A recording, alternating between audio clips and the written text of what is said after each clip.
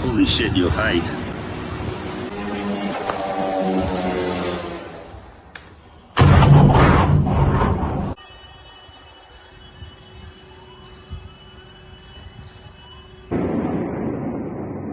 Whoa, holy crap, something huge just fell somewhere right in the middle of our city.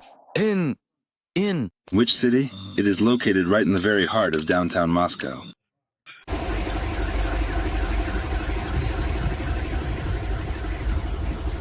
Well, first of all, that is not the center. Oh, where is it then? Look, here is the crater. Well, I guess that's about it. Ah, damn. Something terrible has started in Moscow.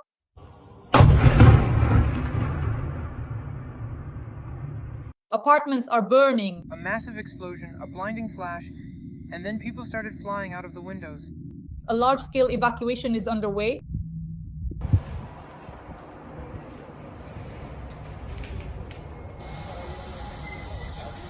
Residential buildings are on fire, reportedly in Rubliovka.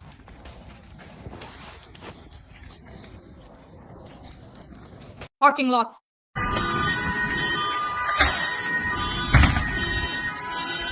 Airports are burning. Right above us. There it goes, flying. Holy shit. A total of nearly 400 drones launched an attack on Russia.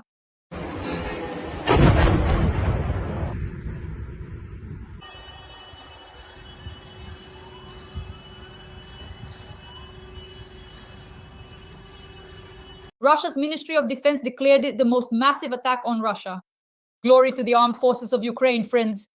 Let's start with those explosions in the center of Moscow. A sudden blackout.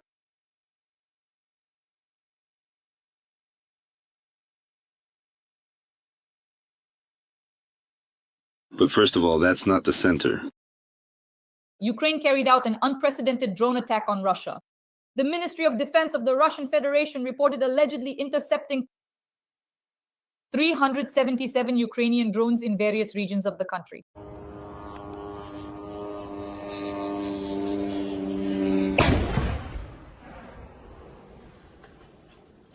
Most of the drones were shot down over the Kursk region, 126 in total. Debris explosions, just take a look right now.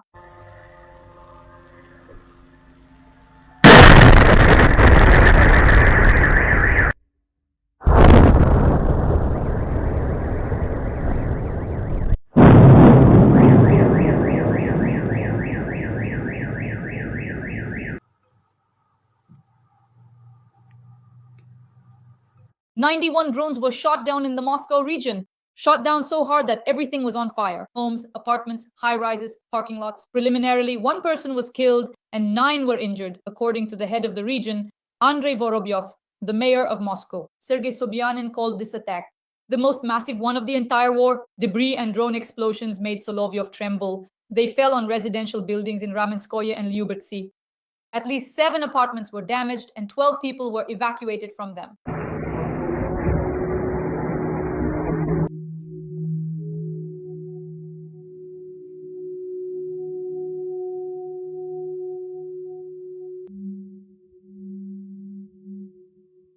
The balcony is dangerous, out there on the street.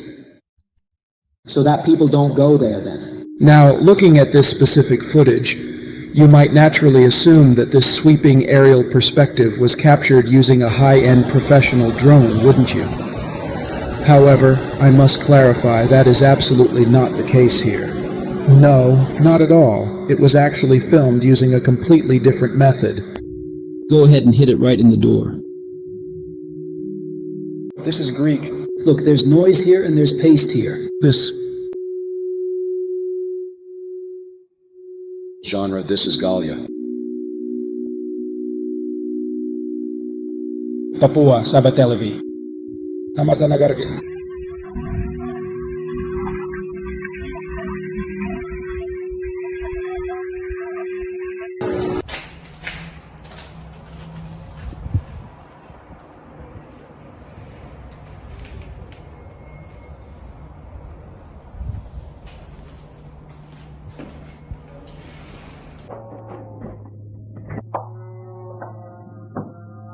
Right above us. Here he is flying.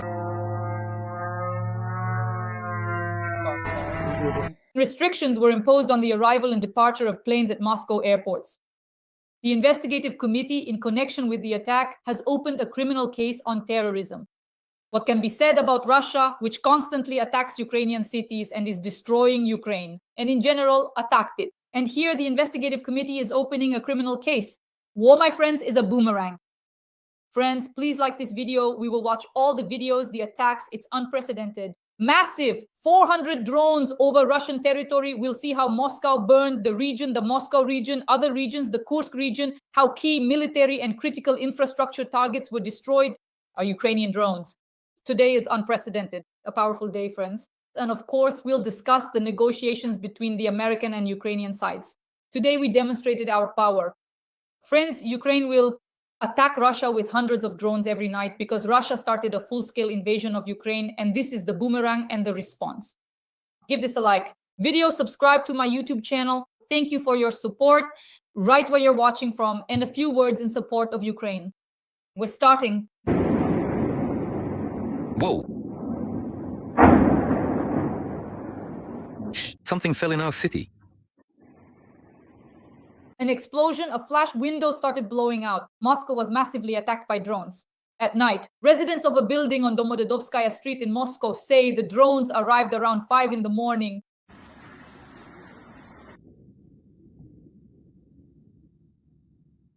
An explosion, a flash, windows started blowing out from above. You can hear that some part of the building's structure is damaged. No, I wasn't scared, I just grabbed my passport. The dog ran out into the stairwell. I immediately called 112, for emergency services to come quickly. So, about how many do you think there were? About 5 to 10, I think.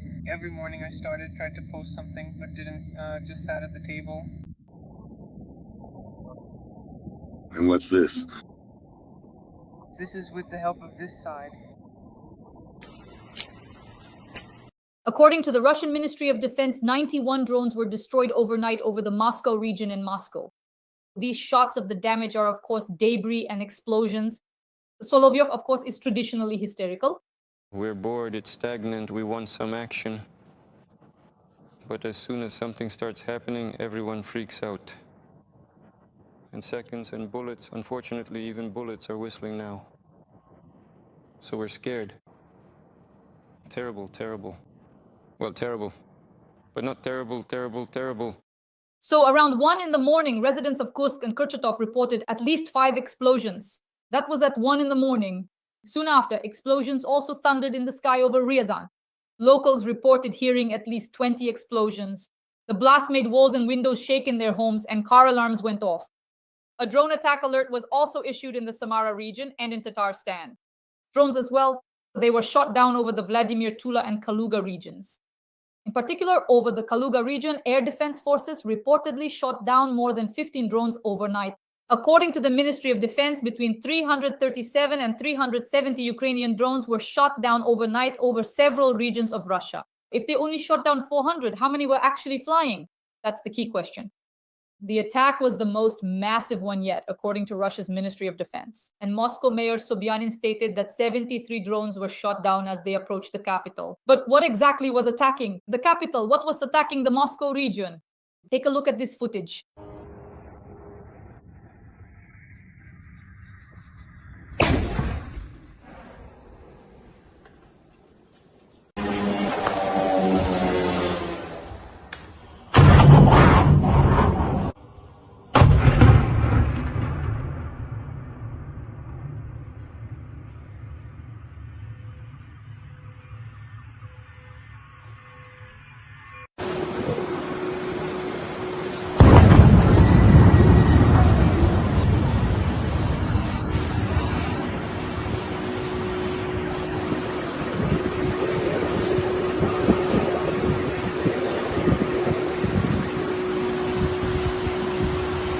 Here are more consequences of the air defense's fight against drones in the Moscow region.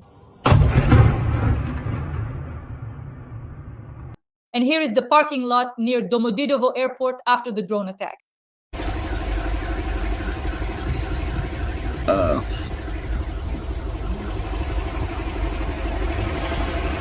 In addition to the Moscow region, during the night, drones attacked the Stalnoy Kon oil depot in Oriol and the Diaghilevo airfield near Ryazan. Details are being clarified. You can watch the footage right now.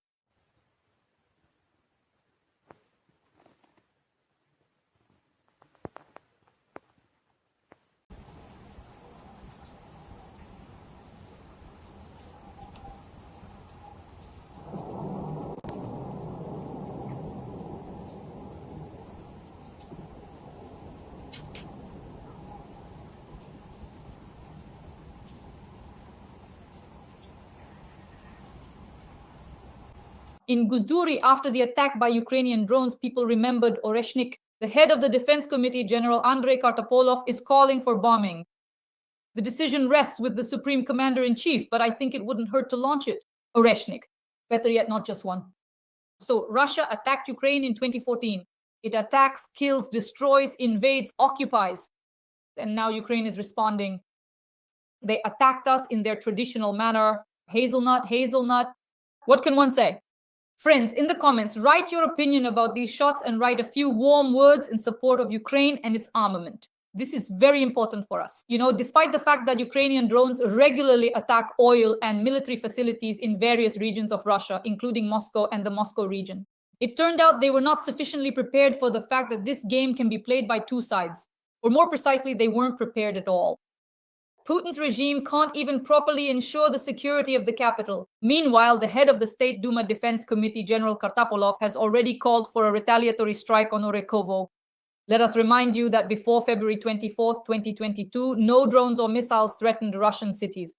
So, for the destroyed apartments and frightened Muscovites, they have only Putin to thank. As they say, and yet they vote for him again.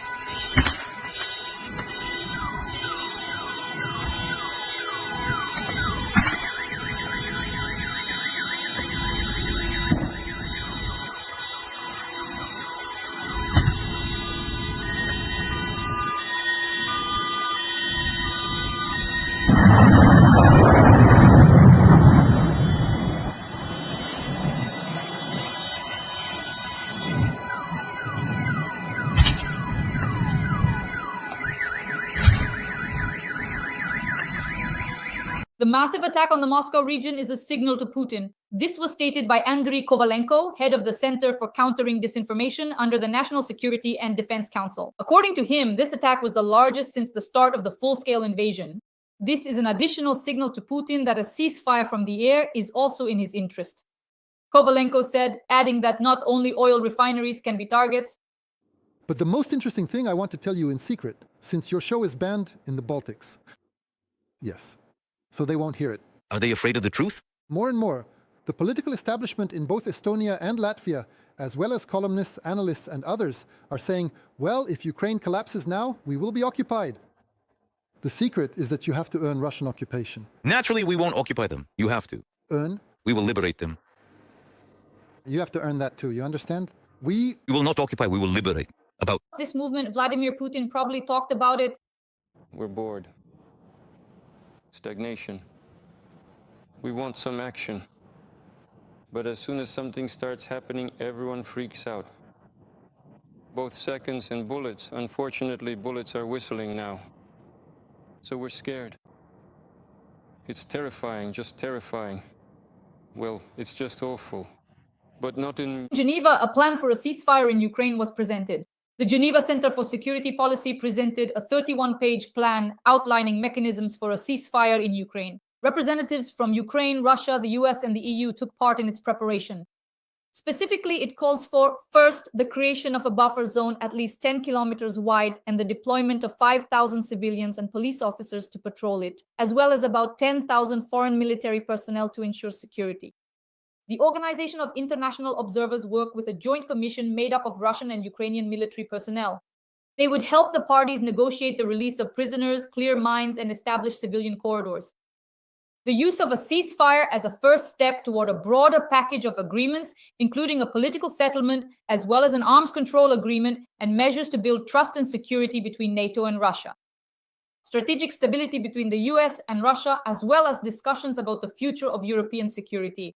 Television Putin does not want to compromise on Ukraine, Bloomberg citing Western officials. He refuses to compromise on territorial demands, peacekeepers, and Ukraine's neutrality. What is the goal we are pursuing? Well, fine. The war will end. We will win. Great. People will return home from the front. And what awaits them at home? The economy. Is it ready to create jobs for 500,000 people? So that people who are used to earning salaries of over 200,000 rubles would agree to at least 150,000.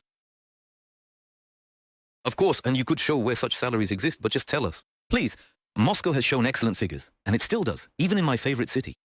Despite the titanic efforts of the Moscow government, when you walk around, you see these restaurants closing, these little shops shutting down. Why? People are having money problems.